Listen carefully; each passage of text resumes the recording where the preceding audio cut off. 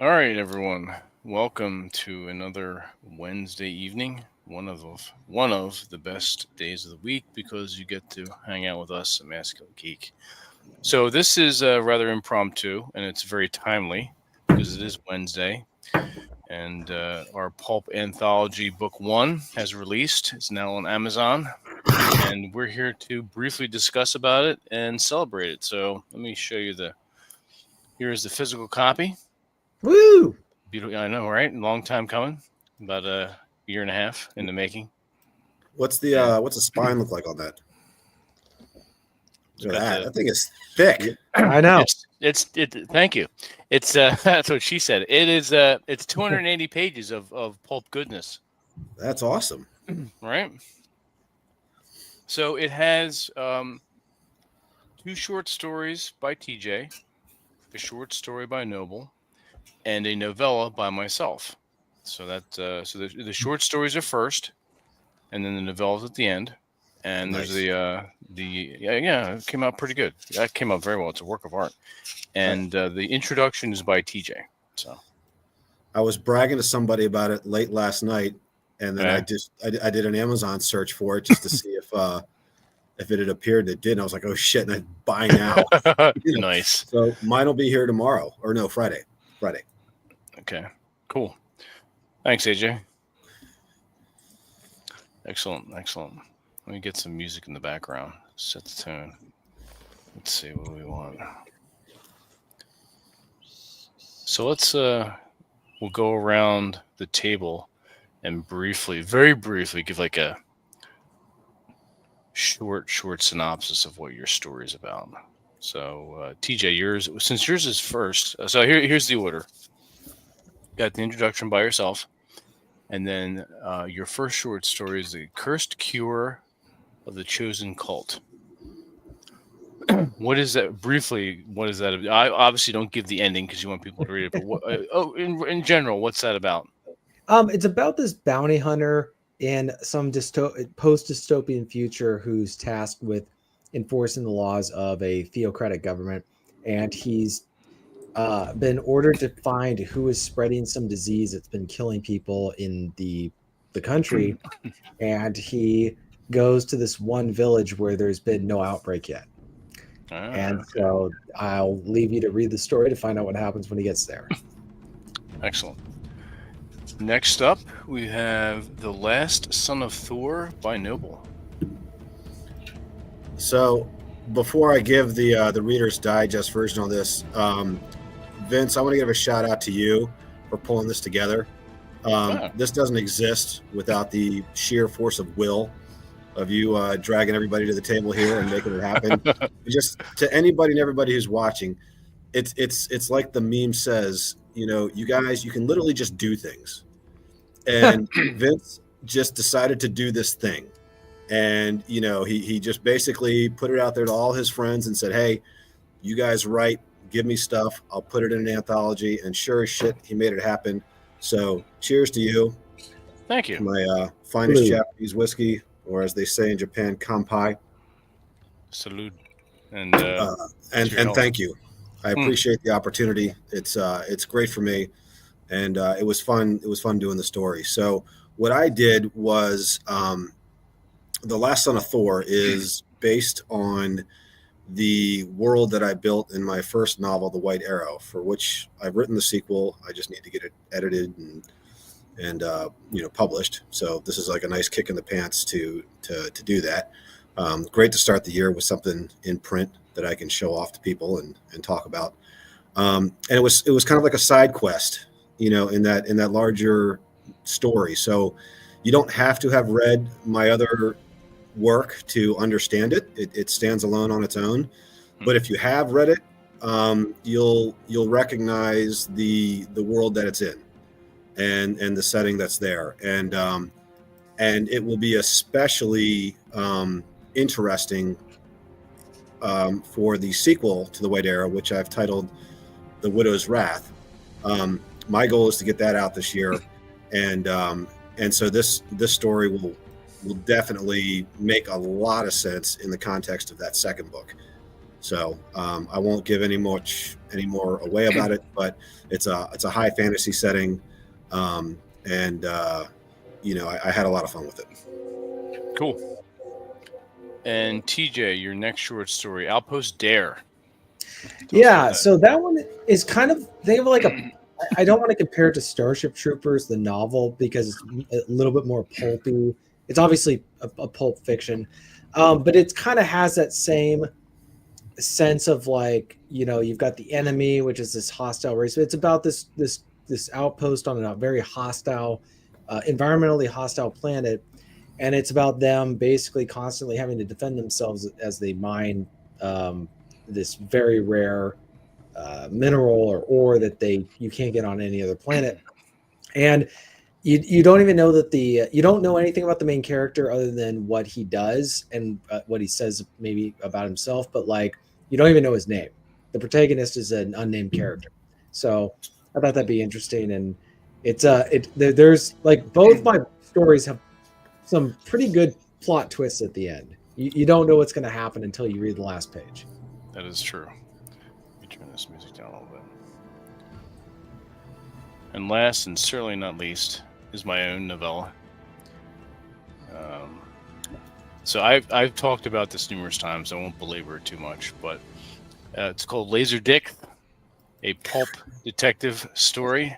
And it sounds fun, like Laser Dick. What's that? So slang for a detective is dick, especially in the 40s and 50s, old pulp novels. Right. You're a detective. You're a dick. So on one of our Masculine Geek shows not too long ago, it's about a year and a half, maybe almost 2 years. I'll say about a year and a half. We were talking about old analog time frames in the analog decade and technology, older technology, cassette tapes, VCRs, things of that nature. And the subject of laser discs came up. And rather than say laser disc, I said laser dick. Like, oh, we all had a good laugh. But I thought about it because we were talking about pulp as well before. And I've been wanting to write a pulp story. And I thought, laser dicks. That's detective, like futuristic detectives. But so it centers around TJ, Rob says, and I as detectives I don't tell you the city, it's a city. I don't tell you if it's on Earth or not. It's probably could be. And it's in a sort of an Art Deco 40s, 50s sort of vibe and feel to it. And I also went back and said, okay, all those cool things that the people of the 40s and 50s thought we were going to have now, like laser pistols and hovercraft, the common folk would have. I said, you know what if they had that cool stuff back then? So I juxtaposed hovercycles and hovercraft and laser pistols alongside revolvers, the Chicago typewriter, the Tommy gun, analog phones, typewriters. TJ as a character still uses a typewriter, record players, all that stuff. Yeah, exactly. So there's a weird mix, and I think I got the characters of us down pretty good, and it's about us sort of saving the damsel in distress, as it were, and sort of saving that part of the city.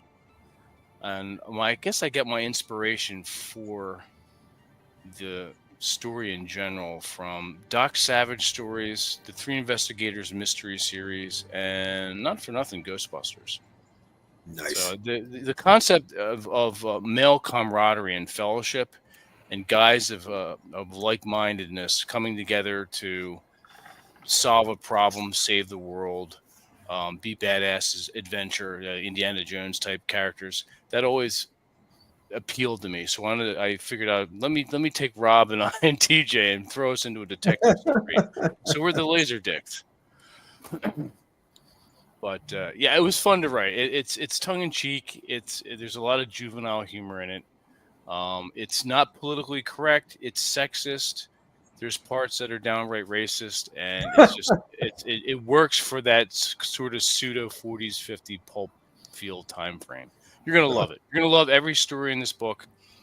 This I'm very proud to hold this in my hands. I'm very proud of the gentlemen that have joined me in this adventure, and thank you guys for being here with me. Thank you guys for doing this and contributing. This is amazing. You have to go out. I'm not going to drop a link yet because it's putting it in the chat just is stupid. Everyone who's watching, whether you're on YouTube or Twitter, stop what you're doing. Put your money where your mouth is. If you want to see stories for men, action and adventure that we've been talking about, it's like, you want to see stuff in print that's kind of geared towards us, and well, you have to make it yourself. Well, we made it ourselves, and it's right here.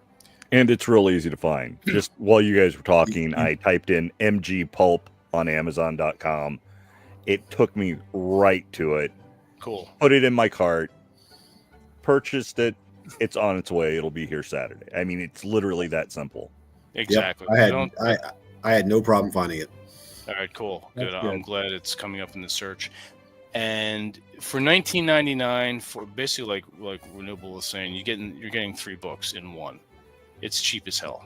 Yeah, so. You showed the spine. I mean, it's not a little pamphlet. No, it's girthy. It is girthy.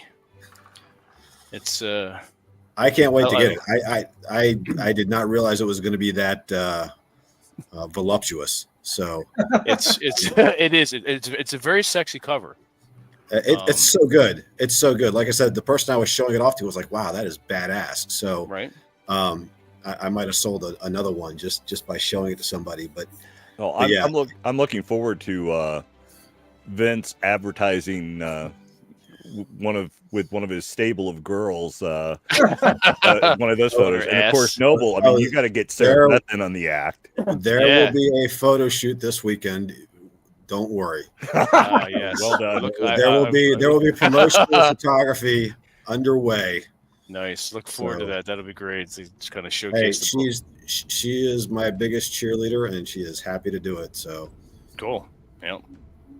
Well, and the thing is, there were, all those guys, in the last week or two were whinging about the fact that there was that thing on Twitter about how men no longer read and so on and so forth. And we're like laughing in the background, like, it's on the way, guys. It's on the way. Exactly. Thank you, Opium. Appreciate it. Yeah, I'll give you a signed copy when we meet. Not a problem. Yeah.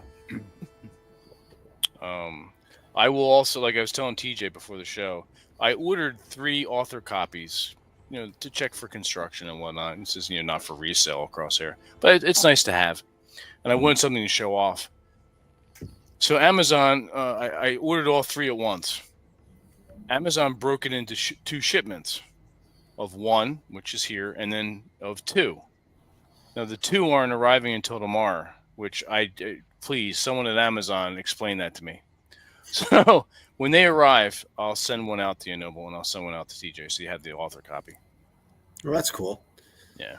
Yeah, I may end up picking up a few more just to have on hand because I like passing my books out. So exactly, yeah. I'll buy my novel a case at a time just to keep. And I think what we should do is I'll order like 20, and then I'll sign them and then ship them to TJ, and we'll just pass them back and forth until they're signed, and then we can split them up. Like we each get 6 or 7. Yeah, and you can use them as like promotional stuff for the show here too. Like exactly. Have a raffle or whatever, and or just a giveaway for whatever reason, or if you're doing a fundraiser for some charity that you like. Mm-hmm. Or just to, I personally, I'm not trying to talk too much business here, but I like the idea of putting as much of this, whatever we make on this, into the next book, Mm-hmm. So like, I know we have to hire the artist and we have to hire the editor and all that good stuff. So, right. I'd rather just put it back into the machine. Yeah. Absolutely. Well, the nice thing is, I speak for myself, but I think Vince will also weigh in. I've got a ton of material for the next book all ready to go. Some of it's just been gathering digital dust because I wrote it years ago and just didn't know what else to do with it because, it's not long enough to be a novel on Amazon. So and then I've written a bunch of short stories that are related to this. So yeah, the artwork for the cover is going to be even crazier in terms of badassery. So yeah, it's going to be. No, you're absolutely cover correct. Great. What would you say? Oh, the cover is great, but like I'm thinking of like the next one where some of the stuff is going to be just as, if not more, eye-catching. Oh, absolutely. I'm just going to throw this out here for the next one. Gorilla Samurai. That's awesome. That could be a great portion of the cover. Absolutely, like grabbing a naked chick and your ass and tits hanging out. Sadly, I probably have the action figures that I could recreate that, but that's a whole other story. But two quick questions, one for Noble and one for TJ. Now, you said that this is in the same universe as your first book, but it ties more in with the sequel, which hasn't been published yet, correct? Correct. Yes. Okay. And so there are the main continent of my story. There's this kind of like valley of darkness in the middle. There's an East Coast and a West Coast, and there's nations on both coasts that don't really talk to each other much. And so the nations on the West Coast are primarily featured in the first novel. Okay. And then in the second novel, like the Eastern realms all come in. Like the second novel is twice the size easily as the first one, and it features those more prominently. So there is some mention of them, I think, in the first novel, but not a lot. Okay. But in the second novel, some of these characters. So, I have a character called Thor in the second novel who doesn't actually appear in The Last Son of Thor, but because he's featured in the second novel, then you'd be like, okay, this is what happened to Thor's offspring after the events of the second novel. Basically, like I said, it's sort of a side quest because I had it in my head to put it in the novel, but I'm like, this doesn't advance my story, So like I try to be very strict about that when I write. I write sort of like a screenwriter in that I don't want to put fluff in there that bores the reader with like this is a neat little side story, but it doesn't advance the main story. And so I had this idea that was like, okay, this is kind of neat, but it doesn't advance. It's an interesting story, but it doesn't advance the main plot of the main book. And so I left it out. And so and then, when Vince brought this idea up, I was like, man, I really want to dig into that some and flesh that out. And so that's what I did for this. Okay. And then TJ, have you written a sequel to the Song of Wolfgar or something else within that universe and it's not out yet? Or is it out and it's something you're having trouble accessing on Amazon? Because I know you'd had issues with your publisher account on Amazon. That was kind of a standalone project. I don't envision any kind of sequel. I saw it actually kind of as a spiritual sequel to Beowulf. Right. But no, not that's a book I don't see. One, it was so hard writing that book or writing because it was a poem and just having to just obsess over or just peruse every single word and every single line was I'm glad I did it. I got that out of my system, but I would not want to ever do that again because it's so difficult. Well, I didn't know if you ever thought about returning to that setting, even if you did it in a different style. I mean, it's like The Hobbit and Lord of the Rings all take place in the same universe, but the style of The Hobbit versus the style of the Lord of the Rings is still pretty different thematically and depth. So I didn't know if you have ever thought about revisiting that, but from maybe a different, different take. The one interesting thing is this, because I'm looking at the poster right now on my wall of that book cover, and the subtitle is A Legend of the Enchantments. So I could do one that's like a tale of the enchantments. and that's a subtitle, and then do something else There that, you go. you know, I could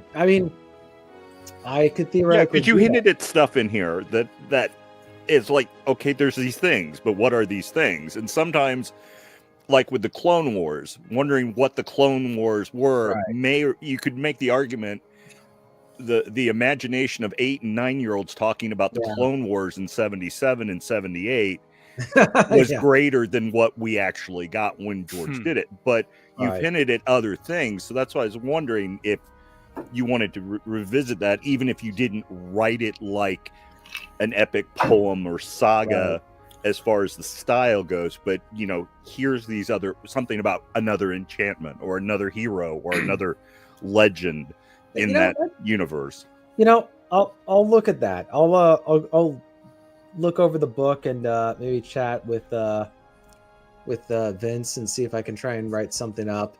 Because the one thing I'm trying to see if I can find the book.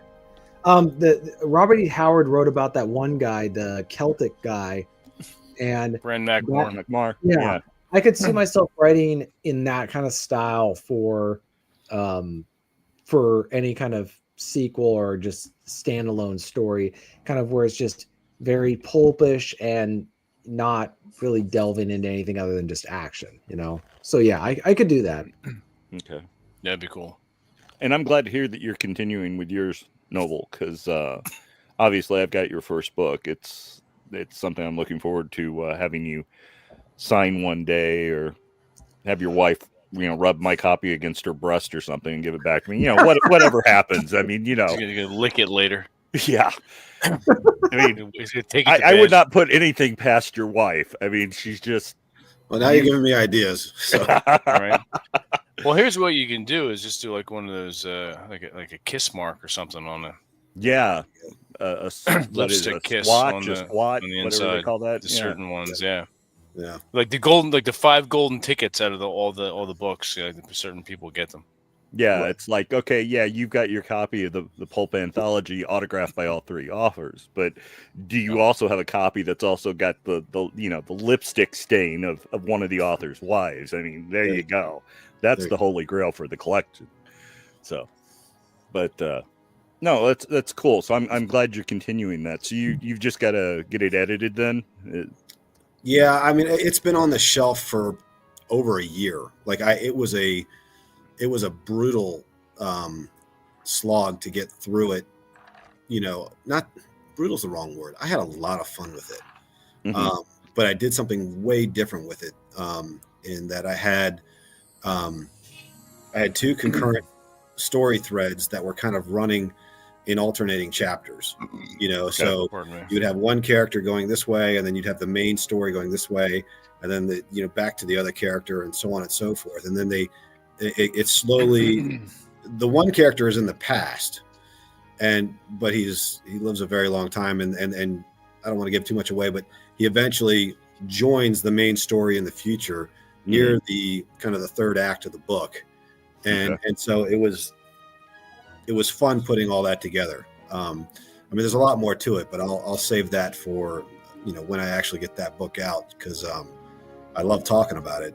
It was one of those things. It was the second book is actually the book that I've wanted to write for a very long time. Okay. And then speaking of sequels, keeping with that, now, Vince, you had talked about doing a sequel to Laserdiscs, and I'm already ideas, and you were writing and doing stuff with it between your Tesla and Malone books, which you're also doing. Tesla and Malone will probably be out this spring. Okay. Laserdiscs, the first chapter of the second one is already finished, and that's, I told TJ about what it's about. It's we go on go on vacation. Okay. But it lands us in trouble.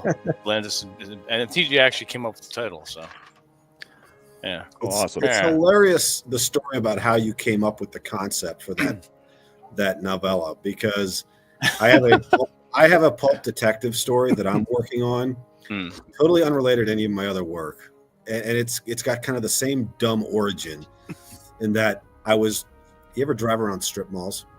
Mm-hmm. And you see like these dumb stores and strip malls, and you're like, how the fuck do those make money? Yep. And so, like, it's like a mattress store and like an eyeglass repair store. Seriously. Yeah. And it's like, okay, these are obviously fronts. Yeah. And so I have this idea for a strip mall detective. That's the name of the book. And the guy has his office in one of those shady looking strip malls, and all of his other tenants are obviously criminal fronts, and he's got to figure out which of them are like the kind of criminals that you don't care about and the kind of criminals you do care about. There you go. The ones you can sort of trust and the ones you can't. Exactly. Cool. No, I like that idea. Yeah, the idea, like I said, the idea for it was completely conceived out of a slip of the tongue. Yeah, it's like, all right, well, let's. That's the best stuff there, though. Yeah, that's awesome. It was so much fun writing because I'm familiar with TJ and Rob, and obviously myself, I just stuck us into this world where we're detectives trying to solve this gruesome mystery that does involve some magic. There's some magic involved. You're also there's a lot of Easter eggs. So the story was actually first serialized in Nick August's Punch Riot monthly magazine. So every month a chapter was released. The magazine wound up going defunct before I finished the final chapter. So anyone who followed Punch Riot has already read this, except they haven't gotten the end. So nice. Yeah, and there's been a few small edits and changes, but not much to derail the original story. But lost my train of thought. Where was I going with that? I'm having an old man boomer moment. What the fuck was I talking about? Well, we're talking about inspirations and things that triggers it, and we're all guys, especially Noble and Vince and I are all old school D&D players. And how many cool things in your game came from? Oh yeah, misspoken word in in a gaming session that leads off onto some kind of weird fun tangent that becomes an inside joke for you and your buddies. That's right. That inside joke. There's a lot of inside jokes in this. Anyone who's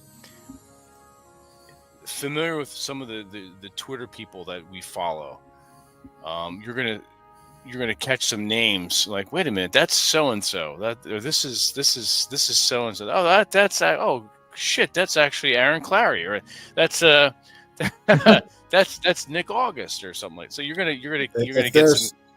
If there's a $20 reference, I'm gonna lose my shit. No, I was gonna put that in there. That was a little too obvious. Maybe the second one. We'll see. $20 is $20. But the Manosphere is in this book, correct? The reference to the Manosphere. The reference to the Manosphere is in this book, and Aaron Clary. So I won't say any more about it because I don't want to spoil it for anybody. But you have to read. That hooked me on the idea of the story just from the get go when you were telling me about it. It's just a brief reference, but it is funny. And every chapter in everyone's story, there's action. It just everything constantly moves forward. Like as Noble said, it doesn't. It's pulp. It doesn't get bogged down in exposition. It's just nonstop pulp goodness, and we're gonna bring pulp back. I know there's certain writers recently are trying to do the same thing in other genres, but we're gonna lead this charge. We're gonna hold the line and lead this charge of returning pulp to its rightful place in I love that it's not available on Kindle. So well, that's it. I'm like I thought about it because I know Kindle's very popular, and I thought to myself, wait a minute. All right, first of all, this is pulp, and no one read pulp on a Kindle, nor should you be reading pulp on a Kindle. So that's why it's only. If I could do a pulp magazine, which there is a place we could do like a special edition. We could do a special edition. Actually, have this done in a magazine format, like a large format pulp magazine.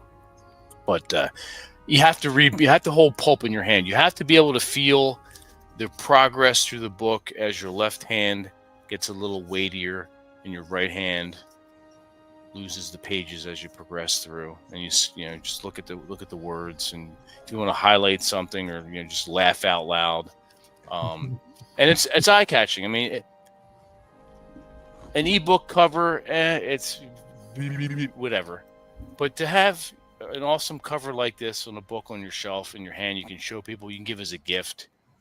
You can just have a collector's item. Hey, we get off the screens and pick up a Exactly. damn book. Exactly. Start reading pulp.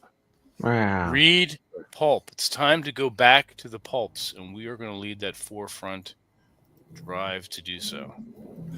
Like I said, everyone watching, we've got 4 people on. We have 4 people on YouTube. Really, you guys make me laugh. You're sad, but we have 59 watching right now on Twitter. So long live Twitter. Apparently, Twitter is the place to be when you're live streaming.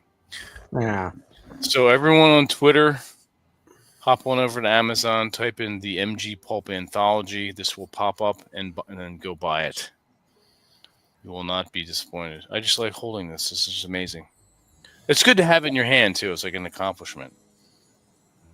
You know, if you pretend that Vince is talking about his penis, it works as well.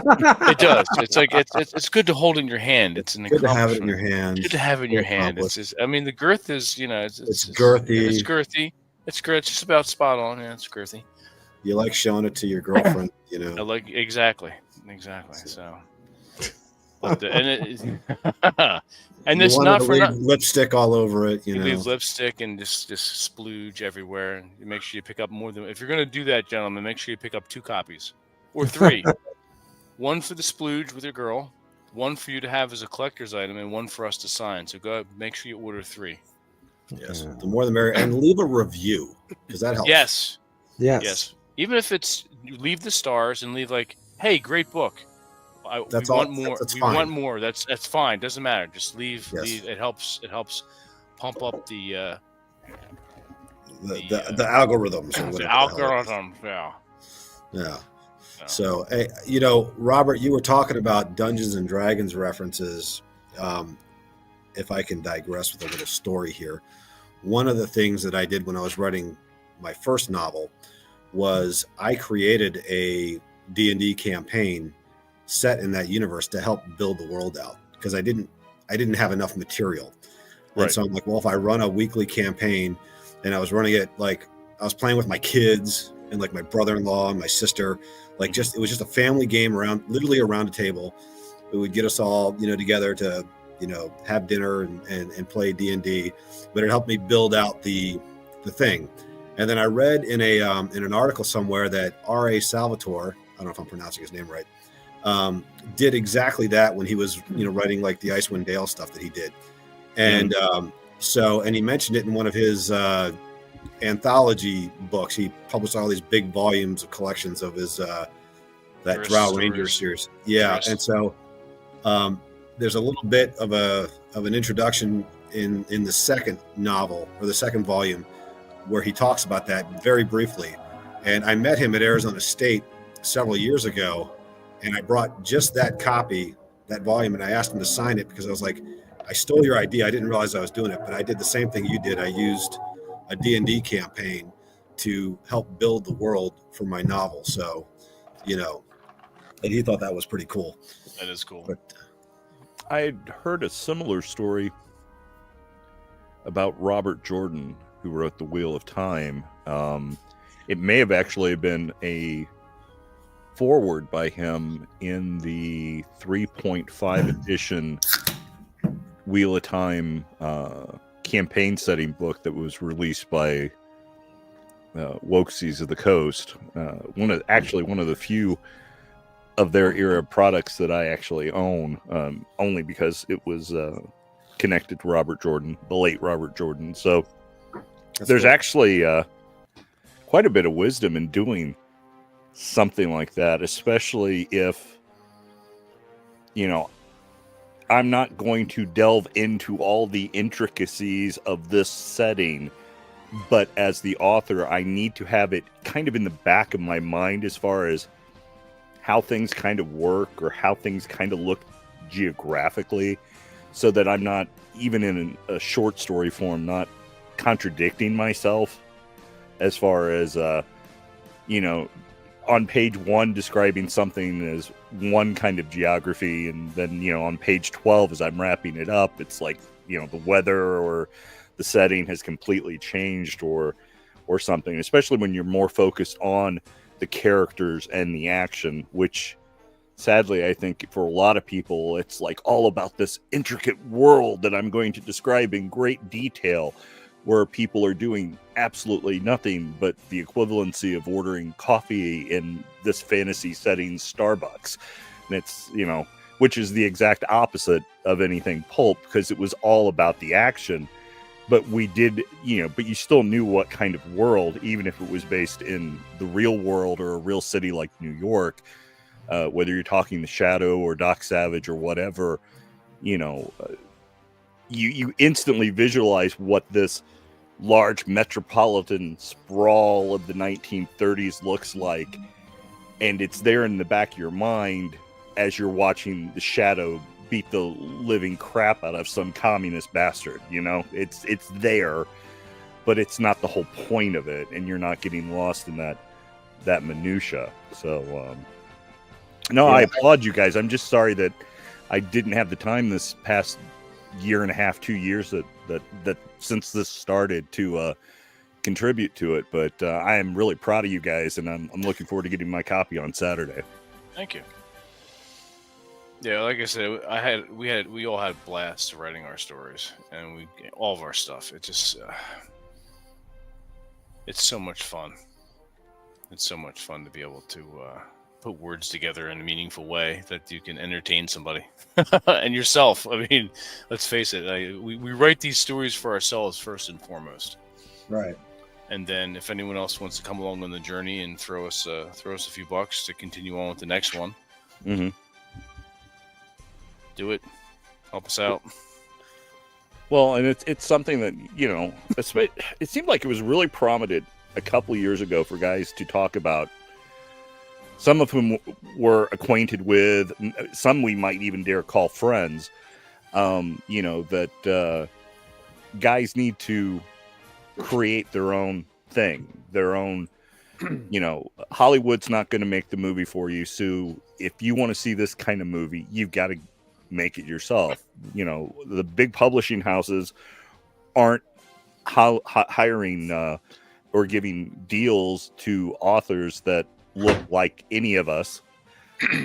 So if you want to see this kind of writing, you've got to write it yourself. And some guys are going to succeed, some guys are going to fail, but most guys are just going to sit on the sidelines bitching about how, it's a shame we don't have any of this stuff, and not do a damn thing about it. And you guys stepped up and did it. And I mean, and that obviously starts with Vince. But when he put that offer out to some of us, you guys stepped up. Rohan answered. Yeah, exactly. The beacons were lit. I like the beacons. And Rohan answered exactly. And and we I think our generation, being the Gen X old fogies that we are, kind of has a responsibility for that, because we were really the last generation to have that. When you talk about pulp, when you talk about, for me as a kid, I grew up reading just a ton of comic books, and the Walter Simonsons and Chris Claremonts of the world, that were writing really good stories in serial format.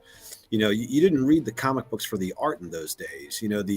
The Todd McFarlanes that really boosted the artwork in comic books didn't come along until the late 80s, early 90s. I met Todd McFarlane, by the way. He lives here in Phoenix. He's a cool dude. And back in my youth, I tried to be a journalist, and I interviewed him for a magazine here in the late 90s. Cool. He's a neat dude. He's a little weird. I'll have to tell you the story sometime. I would imagine so. But those, we were the last ones to have that as kids, like the millennials and later, by that time, it had all gotten stupid. And, and so they were, everything was, every 5 years they were resetting the whole universe. Everybody was dead and resurrected, or a clone or some other dumb shit, and they couldn't maintain the continuity in the story. They couldn't write good stories that, made you feel good about who you were. Everybody was a bad guy. Everybody was a edgelord, gray area, anti-hero, pseudo villain.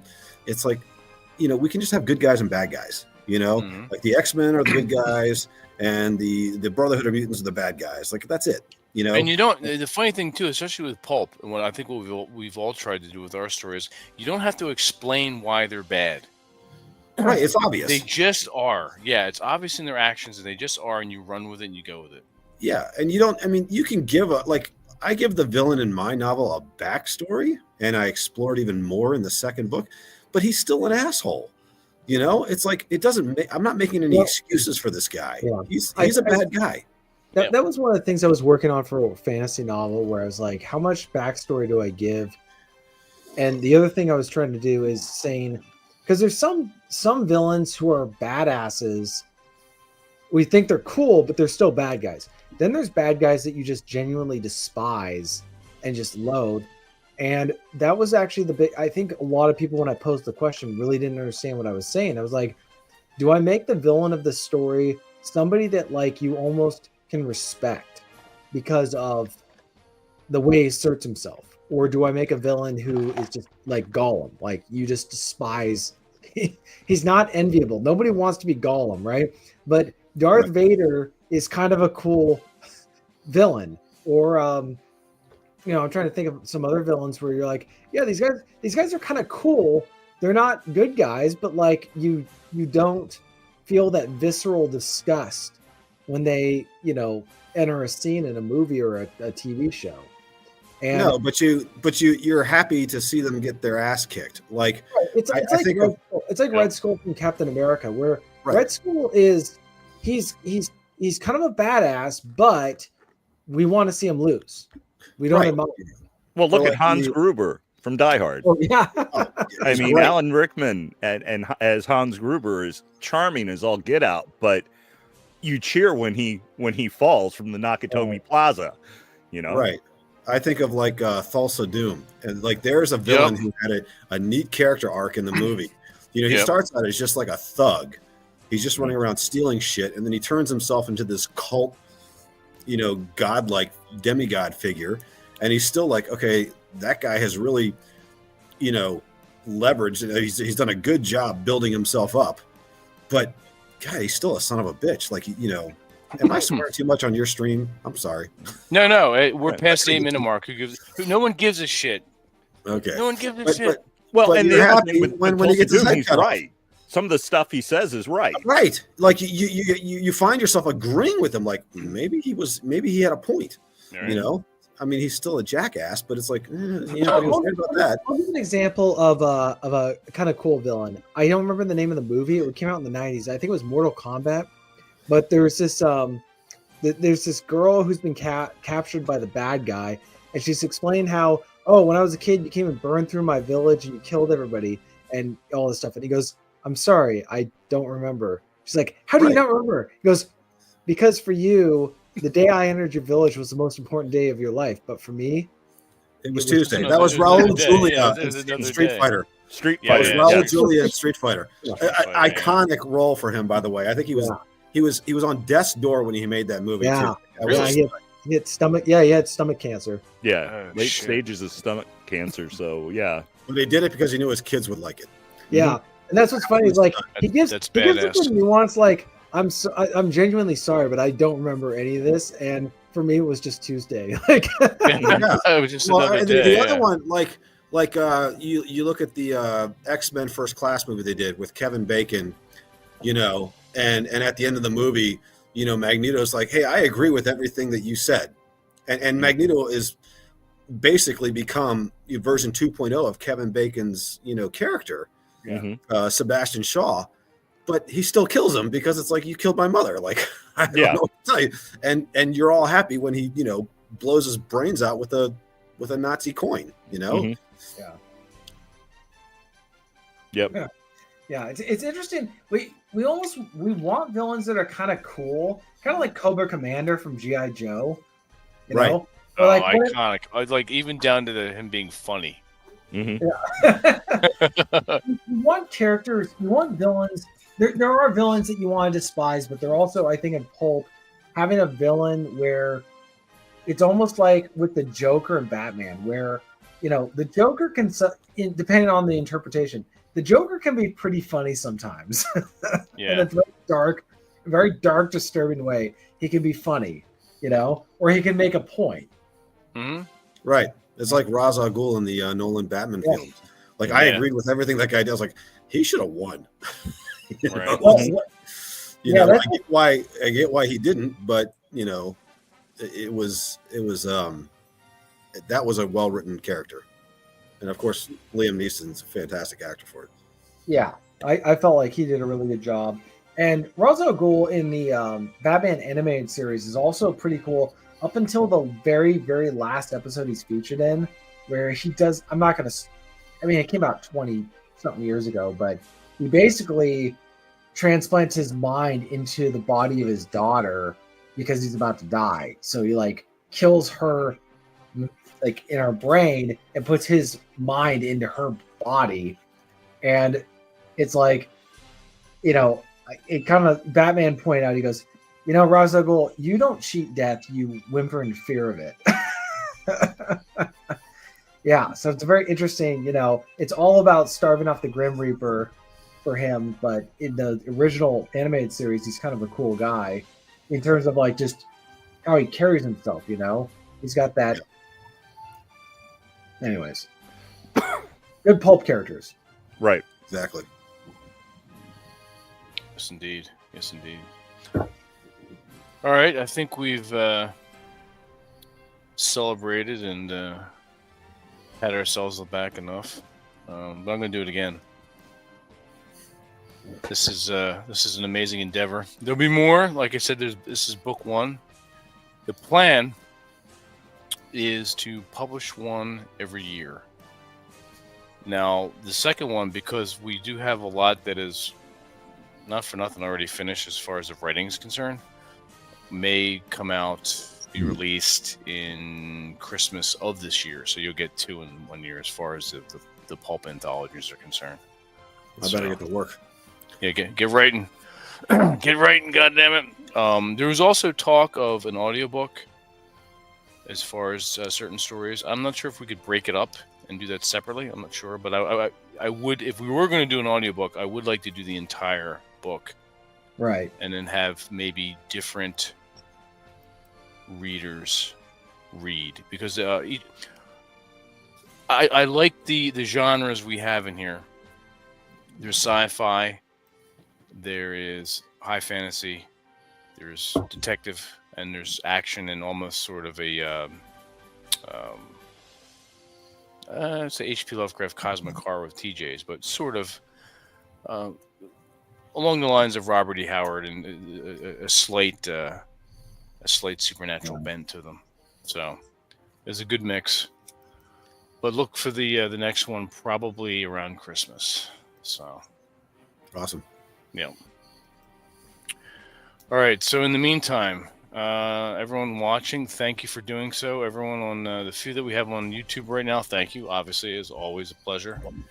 The 90 on X on Twitter right now, thank you very much for joining us. And once again, head over to Amazon, type in the MG Pulp Anthology, and pick up your copy for $19.99. It is a hefty tome that will keep you busy for a while and nicely entertained. You're going to enjoy these stories, trust me.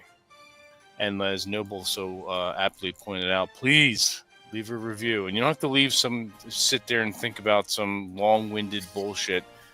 Give it a couple the stars that you want and say in 1 or 2 sentences what you thought. That's all you have to do. You don't have to go into paragraphs of exposition. In fact, don't, because I'm not going to read that actually. I'm going to see the 4 or 5 stars that you left. Oh, I'll read it, and if it's funny, I'll post it on my. Twitter. Oh, there you go. Yeah, if you give a short, funny review that accompanies your 5 stars that you pick, we'll post them out on Twitter. I'll tell you what, my favorite review will get the signed and the lipstick copy from me. All right, and I'll do likewise with my girls. I'll line them up and have them kiss a couple of the books that are signed, and we'll give them out. We'll run a little contest later, and we'll get together and figure that out. Cool. Yeah. All right, we're gonna leave you on that note. So everyone, enjoy the rest of your week. When your books come in, enjoy reading them. Leave that review, And I'm not sure what's going on as far as Dungeons and Dragons for the rest of this month, but I'll keep everyone posted either on YouTube or on Twitter. And I think I'm also going to on the MG newsletter. Anyone who's subscribed to that, I will go ahead and send out a alert about the book and a link to the Amazon. So Nice. There we go. Sweet. TJ, as always, can you please take us out? All right, guys, you know the drill. Keep the fires burning, keep the wine flowing, keep the lead shooting down range. Don't take any wooden nickels. Don't drink all the rum. And tune in to the next episode of Masculine Geek. And buy our book. Buy our book.